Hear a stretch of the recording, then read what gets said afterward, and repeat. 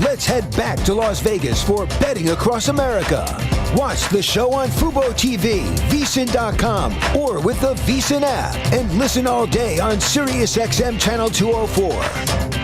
Welcome back into Betting Across America. We now go downtown to the D Hotel to have Mike Palm join us, and he's got a special guest. Mike, how are you today?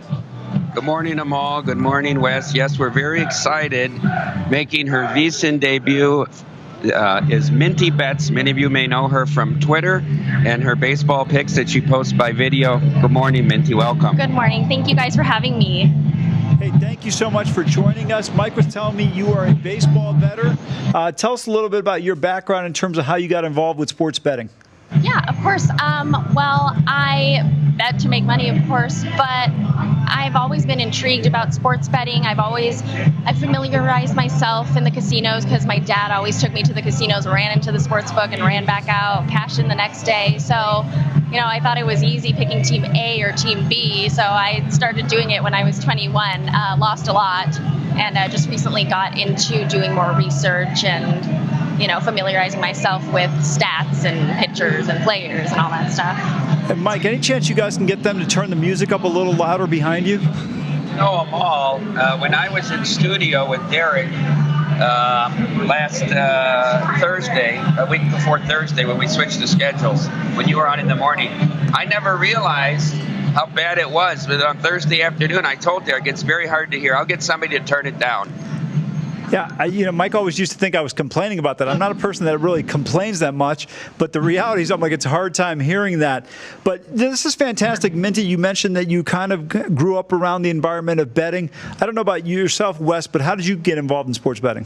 I basically got involved with it. My mom was a restaurant manager, my late mother, at a neighborhood Italian restaurant. We had this businessman who was in financial sales who would sell these little parlay cards, these little perforated parlay cards, and I got started filling those out. My mom would pay like $5 for me to do a 4 or 5 teamer, and I hit a few of them, and this was when I was kind of a preteen, and that's kind of how I got started. And then what Minty was saying, I think, is what a lot of bettors go through. You've got to lose before you know how to win, and it's a learning process for everybody, especially for beginners, because as you get more knowledge and as you get familiar with the teams and familiar with situations and market moves and whatnot, there's a lot of different moving parts to get familiar with. So I'm glad that Minty kind of explained that you're going to lose when you first start out at this before you get better and you get more knowledgeable over time. Minty, I don't know if this happened to you, or Mike, if this happened to you as well, but the worst thing that happens sometimes in sports betting is you come in and the first time you get involved in it, you have tremendous success and you think it's the easiest thing in the world, and then you learn the hard way. It's not quite as simple as it was that first day. Yeah, that happens in anything, Amal. The first time you play a slot machine and you win, and now you think you're going to win every time, or the first time you play craps or bet sports, and it takes a while to figure out. It's a long grind, and you have to judge things. You have to judge things over the long term, and you have to do the work. Minty, what was your experience like the first time around when you got involved in betting? I know you said you were losing a little bit, but initially, like the very first time you walked into a casino to make some bets. So the first time I ever made a bet, I remember it was like when I first turned 21, I did a parlay of Green Bay and the Saints. I don't know why. I just bet with what I felt, lost. That's my mistake there, and that's why I didn't pursue this more aggressively early on, is because I would always bet with what I feel rather than doing more research and watching the lines and seeing how everything works with the sports betting. Mike, I will vehemently disagree with you on one thing you mentioned on losing on the slots. I have one of the best returns on investment in the history of slots in the city of Las Vegas. I have put in $0. I had a free $5 promo, and I won $40. Now, if you were near me when I won that $40, you would have thought I won the Powerball, and you would have been like, what's wrong with this guy winning only $40? But I have not put in $1 in a slot machine ever in my life. Well, speaking of the opposite example, Mitch and Paulie are on their way down now to hang out today. So he's the opposite end of the spectrum with you. I'm sure he'll fire 10 or 20,000 through the video poker today here at the D. Well, that Follow the Money crew, man, they make that private jet kind of money. The rest of us are going Greyhound. No comment. Want to get into the Palm Readers playbook a little bit. Obviously, yesterday I know had a little bit of a tough luck. I shouldn't say tough luck, but a tough loss yesterday with that Colorado game. Anything that you're really focusing in on today, Mike? Can we go to Minty's plays first? Yeah, because she's absolutely. only on for the first segment. Okay, I don't sure. want to cut off the work she did. Yeah, and I'll go to that and pick that up. And Minty has 2 plays for us. And the first play is the Mariners on the run line at plus $1.25. And she is also going with the 2 young rookies, Young and Yamamoto. That's Arizona and Miami. Under 4, first 5, minus 105. Minnie, take it away. All right. So, yes, I have the Mariners run line for plus 125. I think that's good value.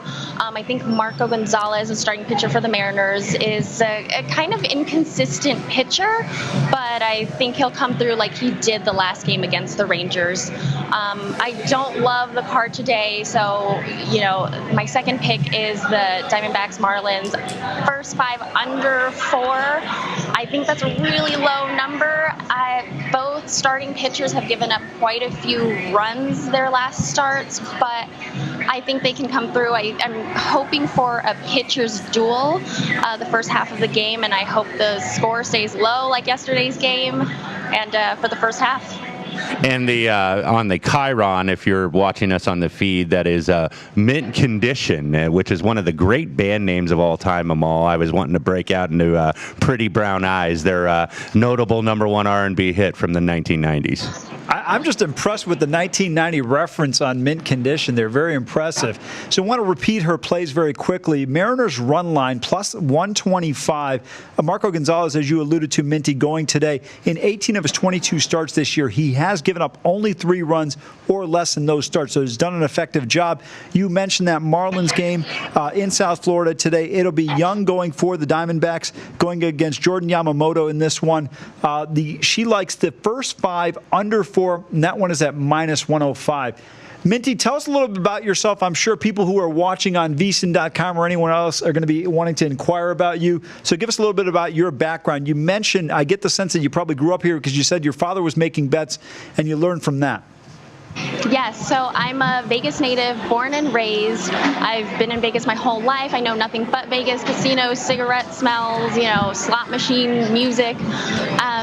Like I said, I was born and raised here. I got into sports betting just recently when my dad called me up from Thailand, which is where he lives, and told me to put a couple grand on the Super Bowl, the over, which I believe was 56.5, 57. I saw him lose all that money. I saw a lot of people lose money on that game, and I was thinking to myself, what if I was on the other side of that bet? So that kind of is where it stemmed of why I started doing this. And I started a Twitter because I wanted to join the gambling Twitter community. As competitive as it is, I think there's also a nice community of supportive gamblers that like to help each other out and that really give different perspectives on how they bet and how they make their picks. So I really just wanted to be a part of that.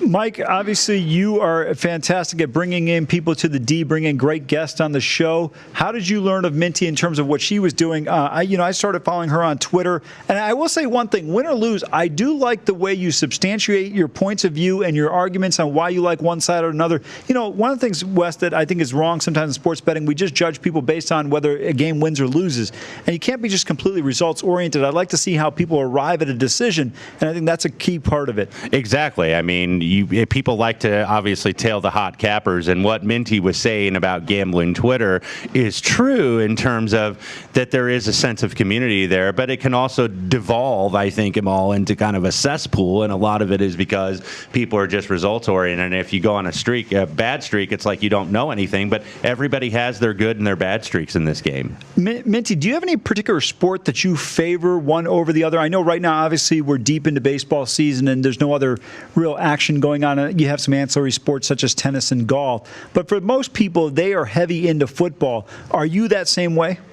Yes, I love football. NFL is my favorite season. Unfortunately, it is the shortest season. MLB is a new animal to me. July has been awful, as I'm sure it's been for most people as well after the All-Star games. NFL definitely. I dabble a little bit in NHL and a little bit in NBA, but that's about it for now. And so do you post plays daily on your Twitter feed? Tell us a little bit about what you do with the Twitter. I've just seen a couple of your video clips, and I thought they were really impressive in terms of the information you're giving for a lot of people that either are new or just kind of want to follow you in terms of what you're doing from a betting perspective. Right, yeah. So I try to post picks daily as best as I can. I try to do it right before the game, if not early in the morning. I know the lines technically, typically move from the AM until the start of the game. I try to post it daily. No problem at all. And then in terms of baseball, do you just kind of, obviously looking at the starting pitchers, but do you have certain teams or things that you follow? Because having grown up here in Southern Nevada, did you follow the Dodgers or the Angels or anybody else in particular? No, I don't really have a favorite baseball team. If I had to choose, it would be the Angels, which is kind of embarrassing the past couple games. Just the Angels because my dad liked them. Football, the Saints because my dad liked them. I'm a big Saints fan, so I hope people don't unfollow me because of that. And earlier, to answer your earlier question, I just totally spaced out. I kind of want to be a breath of fresh air for the gambling Twitter community because I am not a professional. I'm not a handicapper, and I know you guys typically deal with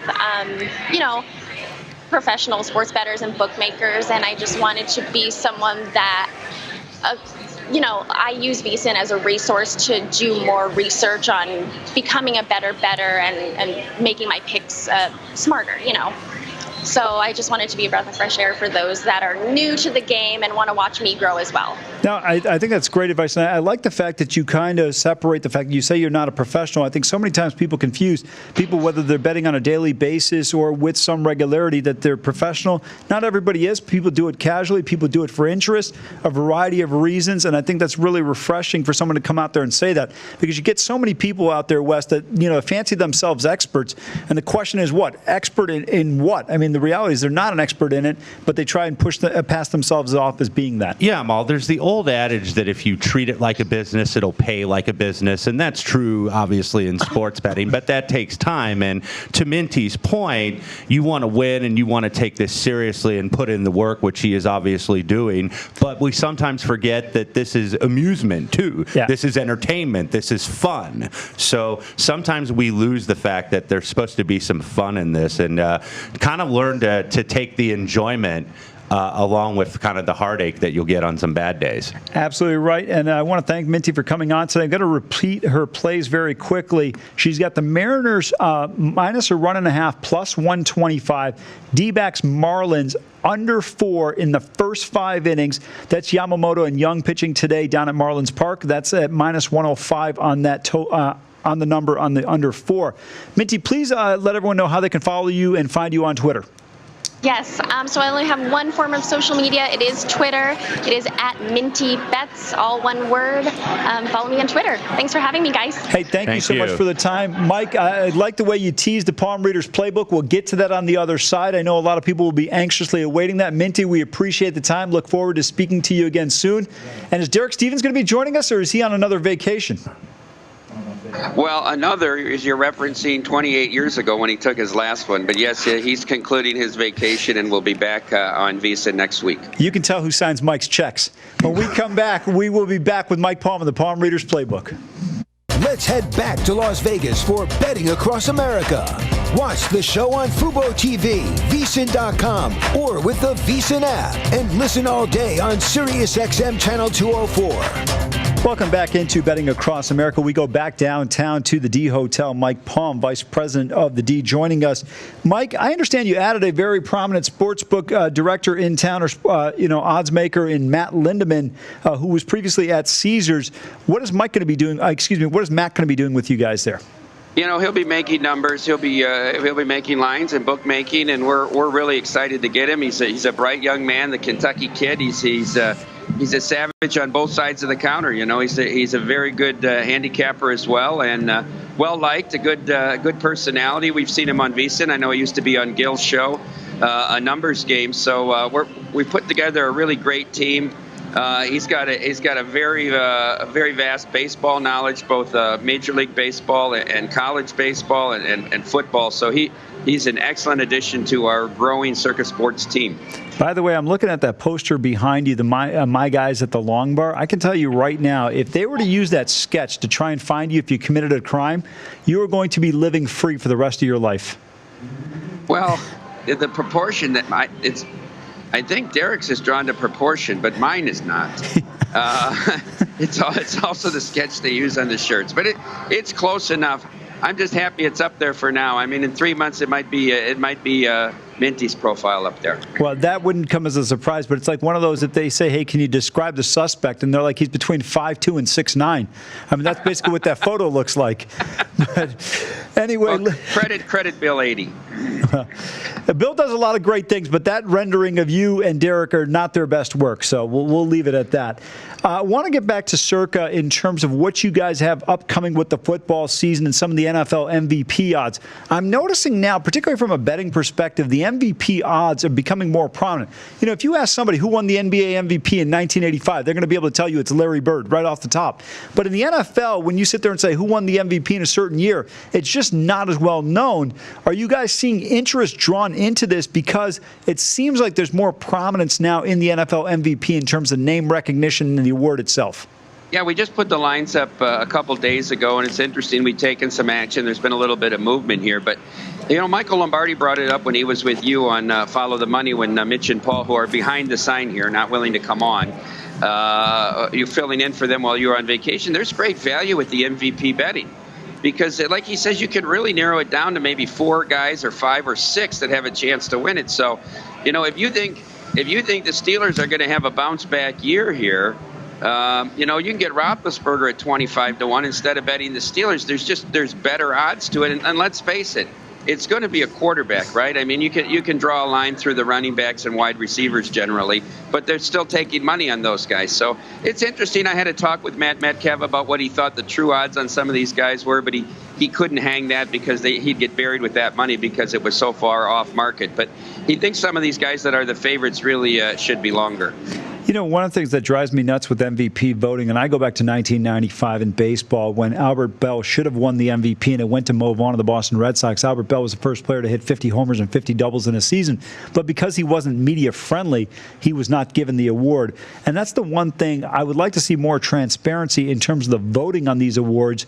And I just feel like a lot of reporters and people that are given the privilege and this opportunity don't take it seriously. You look at Dan Le Batard when Ken Griffey Jr. was up for the Baseball Hall of Fame. He didn't vote for Griffey Jr., who had the opportunity to become the first unanimous selection. I just wish people would take it with a little more sincere approach. Yeah, and you find that in the Heisman, too. The regional bias is unbelievable in the Heisman voting. So you're betting on human beings casting votes, which is more difficult than going out on the field and performing and having a definite outcome. Absolutely right. Mike, let's get into your plays today for Saturday, July 27th in terms of the Palm Readers Playbook and what you like. So as everybody knows, for the past week or more, I've been auto-fading the Tigers. I mean, so bad. I know Minty had them as a play as well. I can understand where she took the run line because I think of their last 29 losses, 24 have been by the run line by 2 or more runs. They've only won 4 games in that stretch. A historically bad team. I went with the first 5 here because I think the advantage was with Marco Gonzalez, who's pitched. He's been let's face it, he's been the Mariners' best pitcher this year. Leake's been hot and cold at times, but Marco's been the most consistent. He's pitched well his last 3 starts. I think there's an advantage in the first 5 today. I don't love the Seattle bullpen. I don't know anybody who would. They did hold on for us last night so we could come back, and we got down a couple runs with a couple solo shots off Kikuchi last night. But I went with first 5 here, and I laid the price at 155. And then I'm really high on this kid, Cal Quantrill, and Wes will know we took him against Kyle Hendricks Sunday at plus 180, knowing he was going to come in the 2nd or 3rd inning. He pitched 6 solid innings before he could, turn it over to their excellent bullpen. So I know the Giants are hot, and that's probably why we get a cheap price here. But He dueled for 7 scoreless innings against Soroka 2 starts back 2 Sundays ago as well. So I'm high on Quantrill right now. I'm going to let Wes comment on Quantrill in just a second, but I want to repeat Mike's Group 1 plays are the Mariners first 5, minus 155, and then you have the Padres with Quantrill at minus 130.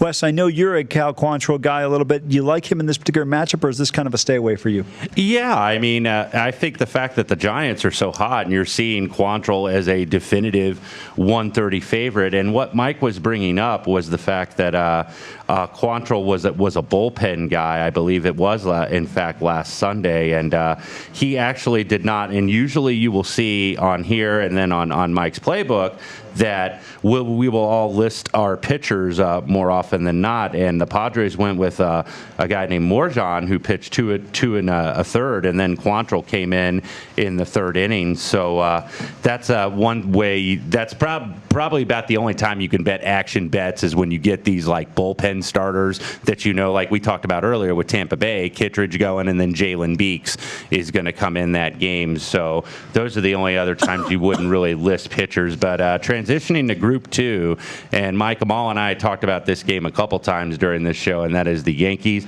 and the Red Sox. And judging by the last 2 days, I think I believe I gave the score was 28-9 or 29-8 rather. The last 2 games, Red Sox look like they mean business, and they're finally playing to their potential. I didn't look this morning, Wes and Amal, but I think a bet on the Red Sox to win the East is in order right now. Who is the Yankees starting pitching? Who's their number 1 guy? They simply don't. They really don't have a 1 or a 2. Maybe it's Tanaka. He'd be a 2. But I mean, Paxton has been a big disappointment. Happ has pitched well at times. Sabathia's at the end of the line. I really thought Boone did a horrible thing leaving Tanaka in to give up 12 earned on Thursday. You're going to need this guy in the playoffs. It's like when Mario Tremblay left Waugh in to give up 9 goals, and he never played again, and they shipped him out to Colorado, and he won 2 Stanley Cups. You can't do that to somebody. You can't. I mean, you could see from the first inning, he couldn't spot the fastball or the slider. Nothing was working, and yet he left him in there to just get battered. I'm on a Yankees fade here right now. I know that lineup is formidable, and they're going to score runs, and they're never out of any game, really. But here's Rodriguez, who has truly been the ace for the Red Sox this year. They always give him good run support, and he has delivered. He delivered against Tampa Bay earlier in the week at Tropicana. And I was surprised this number wasn't a little higher. So we laid the 40 cents here. I took Eflin with the Phillies against Fried. Fried showed some difficulty on the road. He's pitched better at home this year. I'm a big Zach Eflin guy, but I can't get by that Phillies bullpen, so we'll take him first 5. And then our standard Great American Small Park, when the total's 5 or higher for the first 5, we'll go under here with Desclafani and Gonzalez. I would have played it yesterday, but it was only 4.5, and a good thing we stayed away. We lost the side. I was big on Castillo, and he gave up the couple that 3-run homer in the first, and then it was really all she wrote. But we'll go back to that play today. Yeah, it was unfortunate on that one. When I saw that pitch and you saw the contact with the bat by Murphy, I mean, it was a no-doubter from the minute it left the bat. Mike's Group 2 is the Red Sox with Rodriguez, minus 140. The Phillies, first 5, plus 110. Rockies and Reds, first 5, under 5.5, plus 105. I get why in a lot of these totals you're playing the first 5 under because these bullpens, and the 5.5 is a great number there. But I want to ask you about this Mariners game. You took the first 5 instead of the game. Any particular reason in that particular spot? I get nervous with that bullpen for the Mariners. I actually think the Tigers have a better bullpen than the Mariners. I went whole game last night because Kikuchi had been so shaky in his last start. And I thought if we got down, I wanted to get 9 innings to get back. But I just think Gonzalez is a pretty.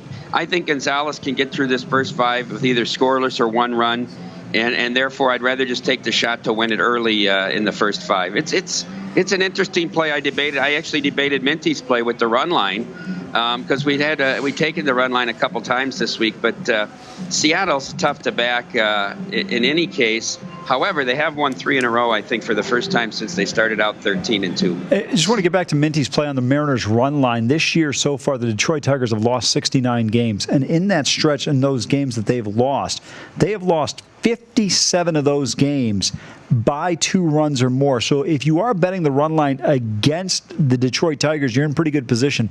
83% of their games, they're losing by 2 runs or more, Mike.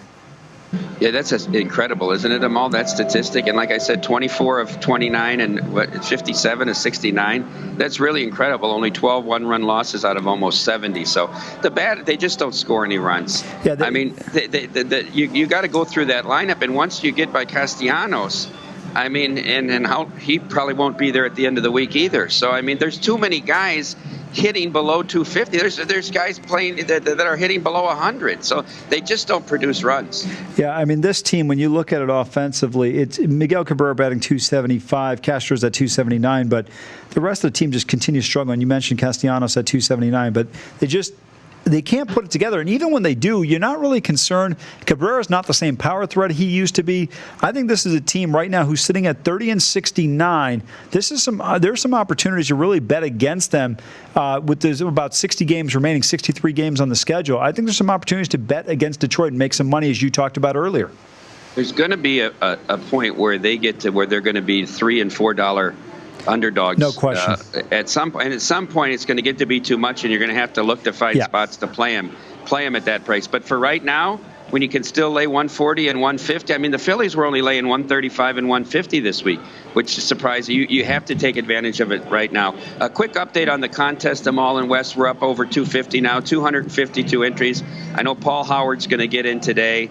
As we've talked about, and I think everybody's agreed. I talked to Humans, Von Tobel yesterday. I think everybody in the VSiN family gets in the Circus Sports Million should throw 200 in as a side bet. Whoever finishes the best in the overall contest collects that pot. It'll be interesting and make for some good-natured ribbing during the year. That's not a bad idea. I just want to finish up one point on the Detroit Tigers in July, 3-17. And at home, how about at home? What are they, 4-28 or 4-29 in their last 33 at home? Even worse. Yeah, I had them the other night when Boyd was on the bump against Nolan. Boyd pitched great, and that game went to like 15 innings. And the Tigers, they just couldn't get a hit. When they sent Castellanos, he got thrown out at home. It's like, okay, rip up the ticket. I know it's a loser now. You know, Mike, I like your idea of doing the side wager for the Circus Sports Bet here at VSiN. Listen, if Humans wins, he'll take it in stride. You know, Humans is very just easy going, no problem. But your boy Paulie Howard, man, he might cry if I start talking noise, because when I told him about Justin Ross and why Alabama couldn't recruit him, he's still ticked off about that 6 months later. You're going to have to toughen these guys up a little bit, man. You know, Paulie can be tough. If you look at his plays in the point spread weekly, he was hitting it like in the high 60%, given the 5 picks a week last year during the football season. So he could be formidable. He's his own character, and you have to, you know, sort of grow. He grows on you after time. But what's it, like a rash? Well, you got the voodoo pain cream, so you can apply that to him. I'm kidding. I'm just giving him a hard time because I know he's down there with you right now. That's why I'm saying that. But, Mike, appreciate it as always. Thank you so much. I know. So is Minty going to be on with us again, or is this temporary? Because is Derek unavailable right now? Will he be back with us next weekend? So, yes, Minty, I asked her and she to be on tomorrow. I think she will be. I know she was pretty nervous here today, being her first appearance, but I mean, that's the way it is the first time anybody goes live on TV or on radio. Derek's out of town, and then next week I'll be out of town. Wednesday I'm flying to Buffalo, and then we're going to be at Saratoga. So maybe Minty can fill in with Derek, although no disrespect to Jeff Benson and Mike Van Erman when I go out of town. But, I mean, come on, I bring in Meredith Weissmuller and Minty Bets. I mean, Derek's got to step up his game a little bit. That's fair, but Derek's got a few other things going on. Well, yeah, I know. He's a busy guy. He's got a lot of irons in the fire here and in the Midwest and that. But be a little creative. You got to sell jobs. Absolutely right, Mike. As always, we appreciate it. You guys have anything going on at the D today for people that are heading downtown? We have a concert on 3rd Street right outside the D tonight. It's a collection of bands that were more like boy bands, headlined by Lance Bass. I know my wife and her friends are coming down, so we expect a nice crowd tonight. It's probably more of a crowd in their late 30s to mid 40s, so it should be good down here tonight. That should be very good. As always, we appreciate the time. Thanks so much, Mike. Thanks, Amal and Wes. Thanks. Thank you. When we come back, we'll get into Wes and I's top plays on the board. We'll see if there's anything that stands out to either of us.